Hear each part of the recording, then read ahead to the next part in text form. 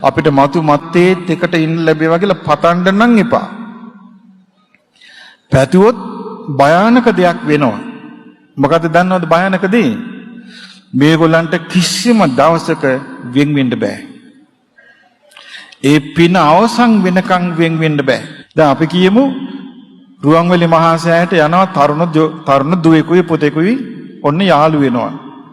මේගොල්ලන්ගේ ආදර බන්ධනේ මම මුලා වෙච්ච එකක්. ඉතින් මේ දෙන්න ගිහිල්ලා මල් පූජා කළා දෙන්න පතනවා. දැන් අපිට ගෙවල් වල බාධා කරදර අපිට ඒ නිසා උපනුපන් ආත්මය අපි දෙන්නට එකටම වාසය කරන්න ලැබේවා කියලා පතනවා. අපි කියමු මේ පතීම පින් බලේ ආත්ම 500ක් විපාක දෙනවා කියලා. ආත්ම 500ක් වෙන් වෙන්න බෑ.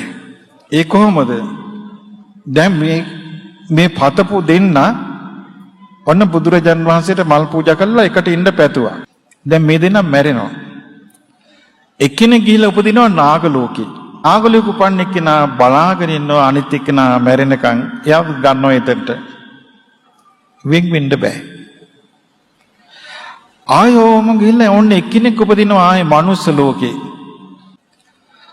මනුස්ස ලෝකෙ ඉපදිනකොට ඔන්න ඇහෙනවා ධර්මය. ධර්මය ඇහෙනකොට අදහසක් එනවා අනේ මට චතුරාර්ය සත්‍ය අවබෝධ කරගන්න නැත්නම් අනිත් එක්කෙනා පිටිලා ඉන්න භූතාත්මික. එයා මෙයා හොයාගෙන එනවා. වෙන් වෙන්න බෑ. එයා පුළුවන් තරම් බාධා කරනවා. ධර්මය අහන්නත් බෑ. අහන්න යනකොට නිින්ද යනවා. පිනක් දහමක් කරන්නත් බෑ. බාධා වෙනවා. කිසි දෙයක් කරන්න බෑ. ඊතර වීම තියා බණපදයක් අහන්නවත් හම්බ වෙන්නේ නැහැ. ඇයි හේතුව? උතුම් දෙයක් ළඟ බාල දෙයක්